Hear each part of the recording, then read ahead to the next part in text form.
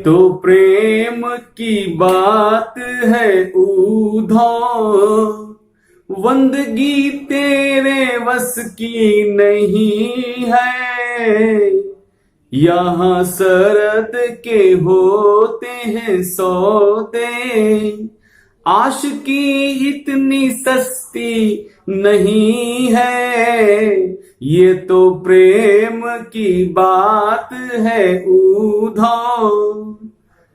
नमस्कार दोस्तों, मैं अतुल द्विवेदी आपका नॉलेज बूस्टर में स्वागत करता हूं, अभिनंदन करता हूं। आज ये वीडियो सूर्य का सप्तम भाव में क्या प्रभाव पड़ता है जातक की कुंडली पे, और कई मनीषियों ने जो है क्या क्या फैक्ट दिए हैं, वो सारे फैक्ट की गणना और इवेल्यूएशन करने के लिए मैं आपका स्वागत करता हूं, अभिनंदन करता हूं। देखिए, सूर्य जो क्रूर ग्रह है और जब सप्तम भाव यानी जाया भाव में पड़ जाता है तो क्या रिजल्ट देता है, इसकी क्या परिणाम है।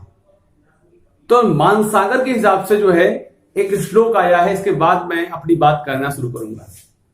युवती भवन संस्थे भास्करे स्त्री विलासी, न भवति सुख भागी चंचला पापशीला, उदर सम शरीरो नाति दीर्घो न हस्वा, कपिल नयन रूपा पिंग केशा कुमूर्ति। कहा कि अगर जाया भाव में अगर सूर्य विद्यमान हो जाए तो ऐसा जातक जो है विलासी होता है, बहुस्त्रीगामी होता है, और साथ ही साथ में पिंग केशा, उसके बाल जो होते हैं वो थोड़े से भूरे टाइप के और कम होते हैं, बिहरे जैसे बाल कहते हैं वैसे, और कपिल नयनम, कपिल नयन उसके कहे गए हैं। ये सारी बातें कही हैं। कई ज्योतिषियों ने, कई ऋषियों ने यहां जो परिणाम दिए, उन परिणामों से पहले मैं कुछ बात करना चाहता हूं आपसे कि भारत एक पुरुष प्रधान देश रहा है,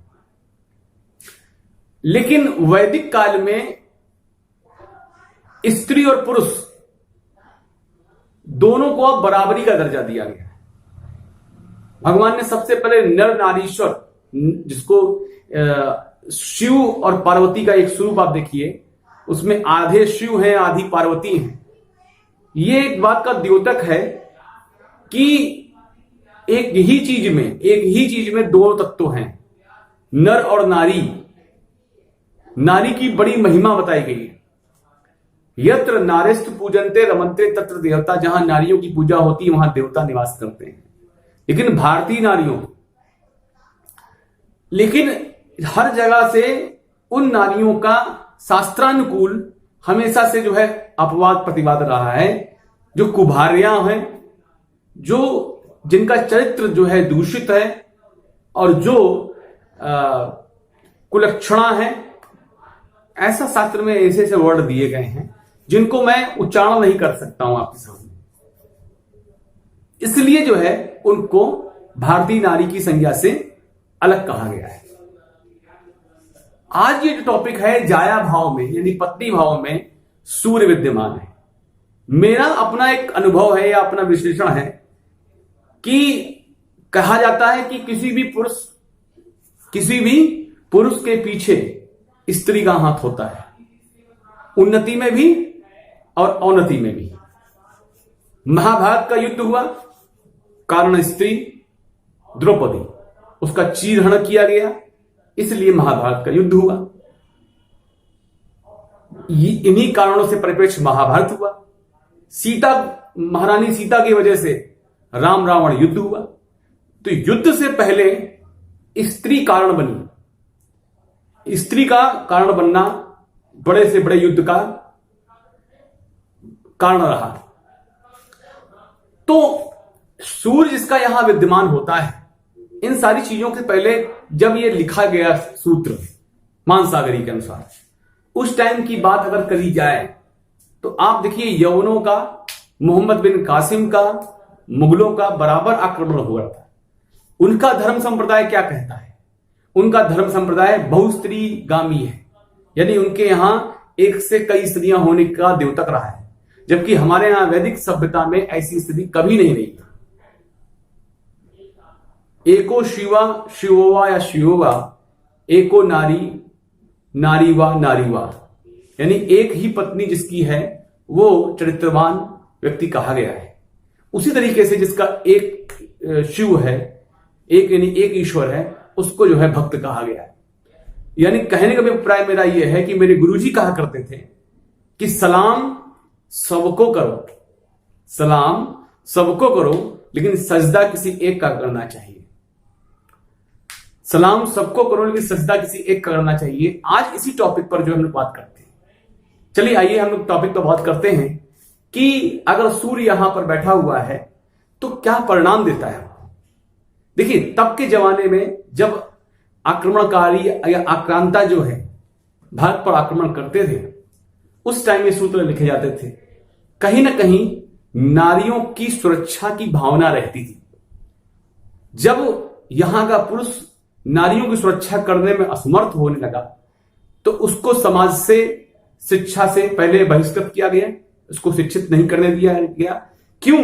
क्योंकि वो अबला थी, शक्तिहीन थी, इसलिए परिवार में उसको सुरक्षित रखने का प्रयास किया गया। और सुरक्षा के लिए जब दुर्भावना बनी कि सुरक्षा नहीं हो पा रही, तो बहुत ही कम उम्र में, बहुत ही छोटी उम्र में, यानी जिसको हम कहते हैं बालिका वधू बनाकर ससुराल भेज दिया गया कि अपनी हेडक टाल के दूसरे की हेडक बना दी गई। ऐसा मेरी दृष्टि है, लेकिन मेरी दृष्टि ऐसी नहीं है, ये गलत मैंने बोला है। हेडक की बात नहीं है, ये तब की जो है तत्कालीन कंडीशन खराब थी, ऐसी स्थितियां थी। तो 12 वर्ष की उम्र में जो है अष्टदा गौरी, कहा कि 8 वर्ष में गौरी हो जाती है, 12 वर्ष में जो है स्त्री बड़ी हो जाती है। अब बताइए 8 साल या 12 साल की कोई लड़की विवाह योग्य हो सकती है क्या? विवाह किए जाने लगे जिनका विवाह का कोई अर्थ ही नहीं था, विवाह का मतलब भी नहीं जानते थे वो। और ऐसी कंडीशन में जब वो लोग बड़े होते थे तो उनके मन में कुछ कंडीशन में ऐसे देखे प्रेम नहीं बन पाया तो अन्य विवाह होते थे, उनके अन्य विवाह उनके होने लगे। ऐसी कंडीशन में ये सूर्य का फल दिखा गया है कि उनके बहुस्त्रीगामी हो गए। क्योंकि जब छोटी उम्र में शादी हो जाएगी तो कन्याएं मर जाया करती थी। बहुत ही कम उम्र में स्त्रियां बहुत ही दुर्गम और दुर्लभ हो गई थी। ये स्थितियां देखते हुए ये श्लोक लिखे गए। आज के परिप्रेक्ष्य में बीएड करने के बाद में, एमएससी करने के बाद में, बीटेक एमटेक करने के बाद में, इंजीनियरिंग करने के बाद में जितने पुरुष यानी कि लड़के पढ़ाई लिखाए जा रहे हैं, उतनी ही लड़कियां पढ़ाई लिखाई जा रही हैं। और न सिर्फ पढ़ाई लिखाई जा रही हैं, उनको अपने पैरों खड़े होने की पूरी छूट दी जा रही है। तो अब तो उनकी प्रौढ़ावस्था हो जाएगी उस अकॉर्डिंग। 30 से 32 साल में विवाह हो रहे हैं, जब तक पूरी लाइफ सेटल्ड ना हो जाए। तो क्या ये सूत्र जो है उसमें ये कारगर है? इसलिए जो है आज ज्योतिष को पुनर्सोच की आवश्यकता पड़ सकती है।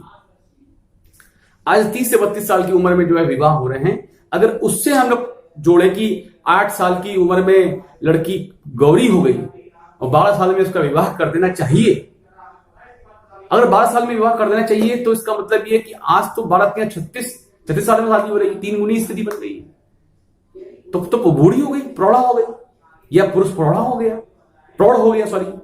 तो ऐसी कंडीशन में आज कौन सा ऐसा लड़का जो 36 साल या 35 साल का है और अपना पहले लाइफ सेटलमेंट करता है, अपने लिए नौकरी ढूंढता है और फिर जो है लड़की ढूंढता है, वो भी नौकरी वाली। और लड़के भी जो है लड़की नौकरी वाले ढूंढते हैं, लड़कियां भी जो है बहुत स्मार्ट हो चुकी हैं, वो बेवकूफ नहीं है, अबला नहीं है, वो सबला है। आज प्रॉब्लम जो है वो पावरफुल स्त्रियां हैं। आज वो चांद पर पहुंच चुकी है स्त्रियां, आज हेलीकॉप्टर उड़ा रही हैं। तो इसलिए जो है उनको सारी छूट है, सारी स्थितियां हैं। तो क्या सूत्र ये वैली करेंगे? तो इसलिए जो है ये चीजें आई। दूसरी बात, फिर भी रही बात चरित्र की, तो सूर्य यहां का व्यक्ति को चरित्रहीन बनाता है। क्यों? 32 साल से 35 साल तक जो रहते हैं लोग, यहां का सूर्य जो है लिव इन रिलेशनशिप देता है। और आज जो है सुप्रीम कोर्ट ने लिव इन रिलेशनशिप को जो है मान्य कर दिया है। ऐसा जातक या जातिका जिसका सूर्य जो है सप्तम भाव में है, वो उसकी कामेच्छा प्रबल होगी और लिव इन रिलेशनशिप में रहकर वो चेकआउट करके चीजें करता है। ऐसी कंडीशन में समाज के द्वारा वो अपमानित भी होता है और माता पिता के द्वारा भी अपमानित होता है। लेकिन एक चीज, यहां का सूर्य जो है, कई ज्योतिषियों ने स्त्रियों के प्रति घृणा का भाव दिया है। क्यों? क्योंकि ये चीजें आती हैं, मैं इसको पहले चीजों को एक एक करके समझाता हूं। तो ये जो रही भूमिका, अब इस वीडियो का जो है जो मुख्य अंश है उसको समझते हैं और फिर आते हैं अपने टॉपिक पर कि क्या यहां का सूर्य राजयोग कारक है या नहीं। तो ये होरोस्कोप है, ये इसका जाया भाव है और इसलिए जो है मैं कह रहा हूं कि मैंने जो पहले भजन की पंक्तियां गुनगुनाई उसका अर्थ यही है कि आपस में प्रेम रखो, दुर्भावना न रखो, घृणा ना होनी चाहिए। क्योंकि अगर जो है ये श्लोक बहुस्त्री कामी या कामासक्त वाली बातें ज्योतिषी कहेंगे तो निश्चित रूप से दाम्पत्य जीवन में कटुता आएगी। एक स्त्री से बहुस्त्रियों की बात अगर आती है तो उस घर में कलेश निश्चित होगा। ऐसी बात ही क्यों कहो और क्यों ऐसा करने दो। तो इसलिए एक प्रकरण में जो है आया है, काशीनाथ भट्टाचार्य ने कहा कि भार्या त्रिवर्ग करणम, भार्या त्रिवर्ग करणम। देखिए यहां पे एक्सप्लेनेशन के साथ पूरा गेम है। भार्या त्रिवर्गम करणम के साथ में कहा कि सप्तमे अर्के कुदारश्च, कि अगर सप्तम भाव में अर्क माने सूर्य होता है तो कुदारश्च यानी कि वो दारा, वो स्त्री अच्छी नहीं होगी। वो अच्छी का मतलब क्या हुआ? वो जो है स्त्री चरित्रहीन हो सकती है, ये बात नहीं। दुष्ट प्रीतो अल्प पुत्र का, ऐसी कंडीशन में कहा कि उन्हें प्रीत नहीं होगी और जो है जो पुत्र पैदा होंगे वो दुष्ट पैदा होंगे और अल्प पुत्र का, कम पुत्र होंगे। गुह रोगी सपापश्च, गुह से गुह रोग हो सकते हैं और सपापश्च यानी कि पापाचार करेंगे वो लोग। जातको ही प्रजायते हैं, ये कहा गया काशीनाथ में। कुमारगामी कहा गया है।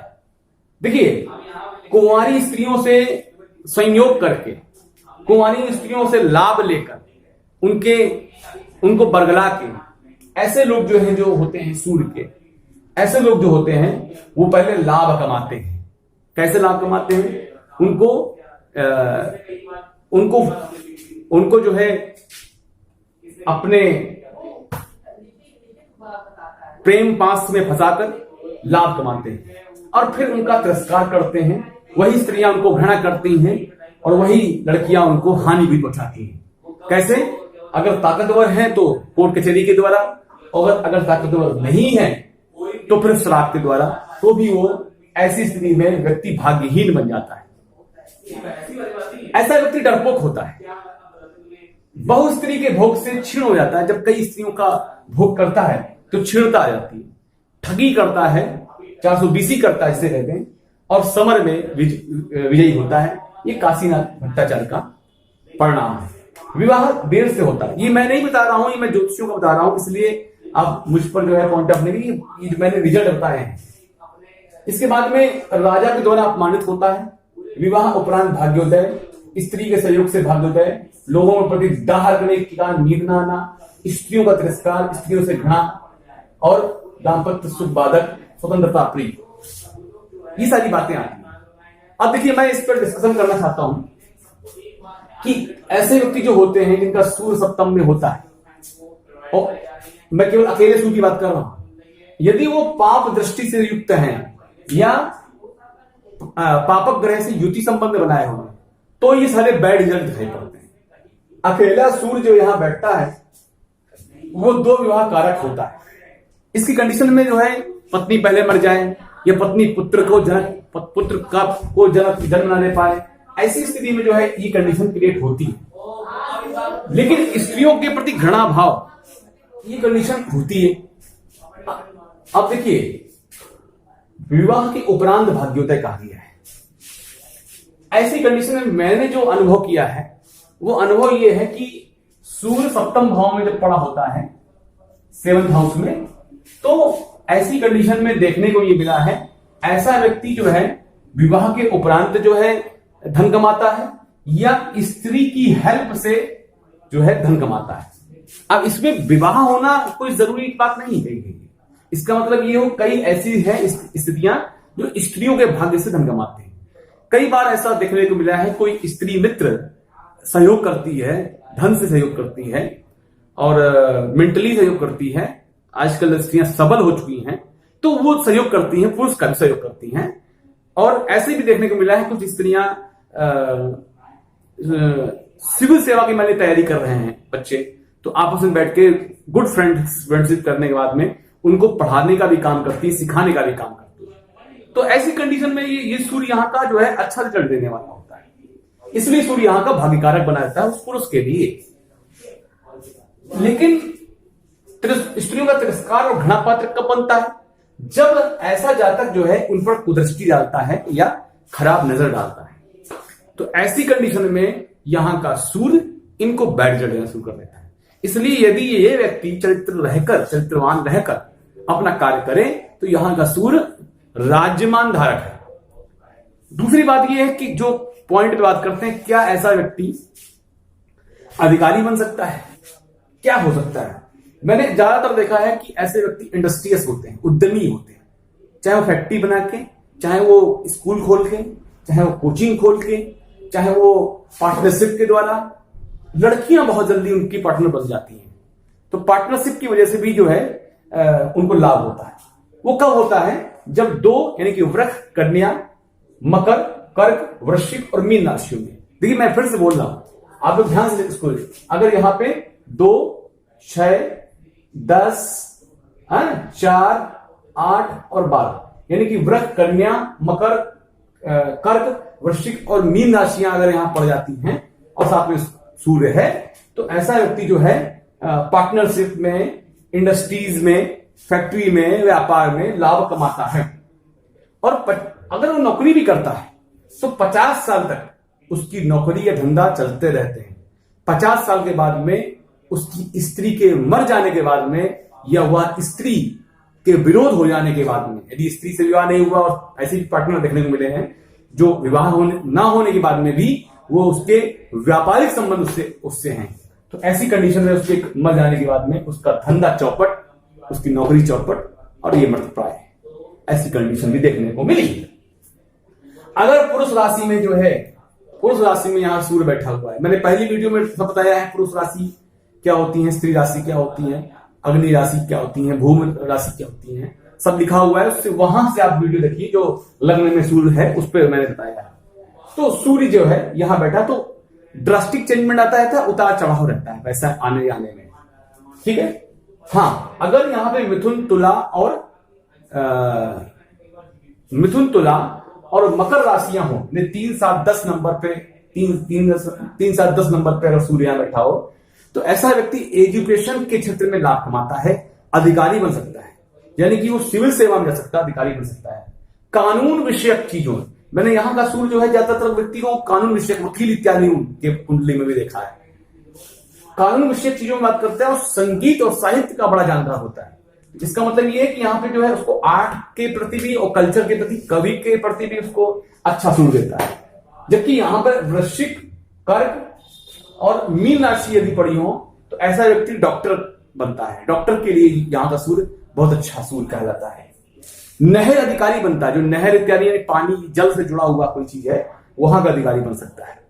साथ ही साथ में साइंस का जो है प्रणेता होता है, साइंस में उसकी रुचि बहुत होती है, साइंटिस्ट बहुत जल्दी बन जाता है। नाट्य शास्त्र में भी जो है इसको कभी कभी जो है देखने को मिला है, लेकिन नाट्य शास्त्र का मतलब हो गया फिल्म इंडस्ट्री का, यानी कि यहां का सूर्य उस व्यक्ति को एक्टिंग के क्षेत्र में भी भेज सकता है। लेकिन सारी बातें अगर कुल मिला के की जाए, अगर 2, 6, 10 में यानी कि वृक, कन्या और मकर राशि में हो तो व्यक्ति जनपद में चुनाव लड़कर भी जो है विधायक इत्यादि बन सकता है, यानी बड़ा नेता बन सकता है। यहां का सूर्य यदि हो 2 वृक में, कन्या में या मकर में अगर पड़ा हो सूर्य तो यहां पे लाभ होता है। अन्य लोग भी देखते हैं, लेकिन 2, 6, 10 में यदि सूर्य यहां का पड़ा हुआ हो तो ऐसा व्यक्ति जनपद का अधिकारी यानी कि IAS अधिकारी भी या मजिस्ट्रेट भी बन सकता है। इसमें कोई दुराय नहीं अन्य योगों के हिसाब से। 2, 6, 10 नंबर होना चाहिए। अब बात रही कि विवाह की क्या होती है। जब इन लोगों के जितने भी उच्चाधिकारी होते हैं, सभी नहीं लेकिन ऐसी स्त्री और सूर्य वहां पर बनती है तो उनके 2 विवाह होने के योग होते हैं। ऐसे व्यक्ति के द्विभार्या योग होता है, या कह दिया जाए कि एक घर वाली या एक बाहर वाली हो सकती है। ऐसी कंडीशन हो सकती है, होगी ये नहीं मैं कह रहा हूं, हो सकती है। बाकी उसके आचरण पर डिपेंड करता है, उसकी सब चीजों पर डिपेंड करता है। लेकिन लोगों के प्रति उसके अंदर डाह रहती है, ईर्ष्या रहती है। डाह रहने की वजह से उसको नींद नहीं आती है। और ऐसी कंडीशन में अगर 2 विवाह की कंडीशन बनती है और निगेटिविटी के साथ बनती है तो दाम्पत्य जीवन सुखमय नहीं रहता। यहां का सूर्य व्यक्ति को विलासी बनाता है, लग्जरियस बनाता है। ठीक है, तो ये सारी चीजें होती हैं। विवाह के पहले जो है ऐसा जातक बहु स्त्रीगामी हो सकता है, चरित्र उसका दूषित हो सकता है। यहां का सूर्य यदि स्त्रियों के कुंडली में है तो वो भी अपने चरित्र को सुधार कर रखिए और पढ़ाई में ध्यान दीजिए। उनसे यही जो है मेरी अपील है। लेकिन यहां का सूर्य जो है कहीं ना कहीं से इस भाव को कुछ ना कुछ डिसबैलेंस करता है। अगर सौम्य ग्रह इसके साथ में आ जाते हैं तो चीजें बदल जाती हैं। और जुपिटर आ जाए, चंद्रमा आ जाए, या जो है मंगल आ जाए, तो ऐसी कंडीशन में यहां स्थितियां थोड़ी सी पॉजिटिव हो सकती हैं। सूर्य राहु, सूर्य शुक्र बैठता है, सूर्य शनि बैठता है तो स्थितियां विपरीत होती हैं। हमने ज्यादातर देखा है कि ऐसी कुंडली में किसी का सूर्य यहां देखा है, मैंने अपने एग्जाम्पल के साथ में, तो उनका जो है विवाह पहले हुआ तो वो कभी कभी चिकित्सा क्षेत्र में भी जो है उनकी स्त्रियां हो सकती हैं, यानी कि नर्स इत्यादि हो सकती हैं। और ऐसी कंडीशन में एक कन्या का जन्म होने के बाद में डाइवोर्स हो जाता है, या वो स्त्री ऐसे जातक को छोड़कर चली जाती है। यही जो उदाहरण है वो स्त्रियों का तिरस्कार है कि स्त्रियां तिरस्कार कर देती हैं। देखिए, यही जिसका अब बात करते हैं कि अगर भाग्येश होकर सूर्य यहां बैठा हुआ है तो फिर जो है स्त्रियों के बल से ही, यानी स्त्रियां उसकी जिंदगी में आई नहीं, किस्मत कनेक्शन उसकी स्त्रियां ही हैं, लड़कियां ही हैं, तभी उसको लाभ होता है। तो मुझे लगता है कि मैंने टॉपिक में काफी कुछ दिया, कई गूढ़ बातें अभी मैं जानता हूं इसकी, लेकिन मैं इस तरह आपको बता भी नहीं सकता हूं। इसलिए जो है अगर किसी का सूर्य यहां पे बैठा हुआ है तो मेरे व्हाट्सएप नंबर पे अपनी कुंडली भेजकर मुझसे कंसल्टेंट लेके, पेड कंसल्टेंट लेकर मुझसे जो है इन गुही बातों पर डिस्कस कर सकता है। मैं सामान्य बातें बताऊंगा आपको, जो पहली कॉल होगी वो मुफ्त बताऊंगा, सामान्य बातें। लेकिन कोई गूढ़ बात आप पूछना चाहेंगे तो वो मैं पेड कंसल्टेंट के द्वारा ही बताऊंगा। इसलिए मेरा पेड कंसल्टेंट 8765061322 पे आइए और अपना ऑर्डर लिखवाइए। मुझे लगता है कि सूर्य की ये बातें आपको अच्छी लगी होंगी, ये वीडियो पसंद आई होगी, इसलिए इसको भाई लाइक कीजिए, सब्सक्राइब कीजिए, शेयर कीजिए। नमस्कार, खुश रहिए, मस्त रहिए।